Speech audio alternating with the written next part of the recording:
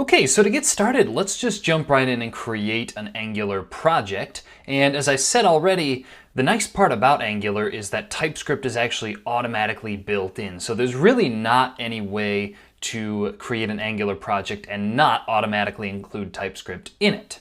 So anyway, what we're going to do here is we're going to use the Angular CLI to generate a new Angular project for us. And this is similar to what we've done with other technologies such as React, where we just generated a project instead of starting it from scratch. So what you're going to want to do in order to install the Angular CLI is say npm install-g and then @angular/CLI, and that should install that tool for you.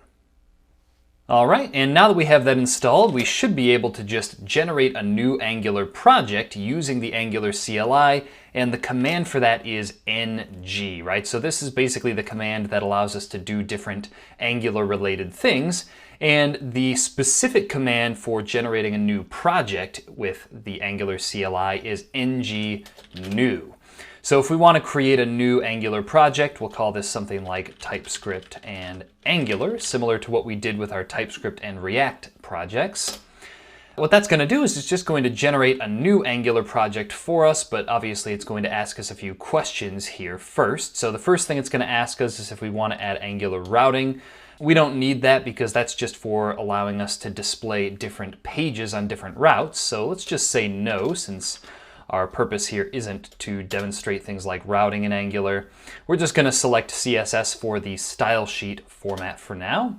And that's going to go through and create all of those project files for us. And one thing to notice is that all of these files have the TS extension, at least the ones that are related to code. You'll also find HTML files in there, CSS files, etc.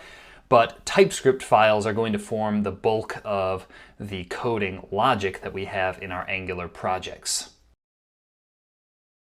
And now that our project's been created, let's just open that up in our IDE, which you can either do with file open, or once again, I'm gonna just use the code command. So we can say code, TypeScript, and Angular.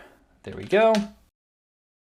And that will open this up in Visual Studio Code. So again, just taking a brief look at how our Angular project is organized, if you open up the source directory and go into app, well, this is where you're going to find all of the component files for our Angular project. And just as a side note here, Angular, much like React and Vue, which we're going to take a look at as well, is organized primarily in terms of components. So the difference here, though, is that while in React, the components were mainly just functions that returned some sort of JSX, in Angular, the components actually go one step further, and they're actually TypeScript classes, right? So these ones are pretty straightforward and small, but you can see that in order to define a new component in Angular, you actually use the class keyword, and you can also give it instance variables as well as things like methods. So anyway, the last thing that I wanted to show you here before we move on to seeing how to create a slightly more complex Angular project and see how TypeScript fits in to the Angular world, let's just see how we can run our project. And in order to do that, we're just going to say ng serve, and you can also add the open flag onto the end, which will automatically open up our Angular app in a browser. So let's hit enter, and that's going to build our file. And by the way, what's going on behind the scenes here is Angular's actually building all of our TypeScript code so that it's something that can be run in a browser. So it's taking all of those component files and putting them together into a bundle that can then be sent to a user's browser.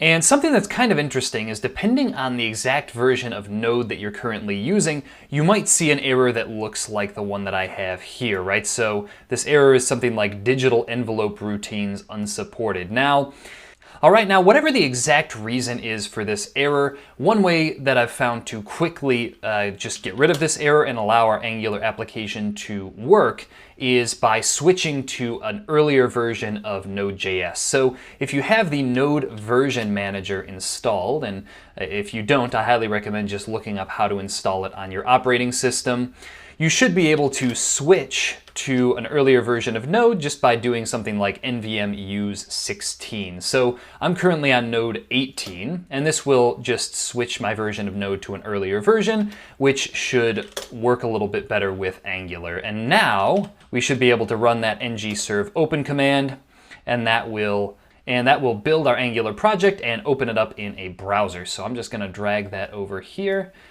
And sure enough, we see that this is our default Angular project running on localhost 4200. So anyway, that's how to create and set up an Angular project. The next thing that we're going to see is how to actually add some components to an Angular project, and this will give us an opportunity to see in a little bit more detail how TypeScript fits in with Angular and really just makes Angular projects a little bit easier to manage.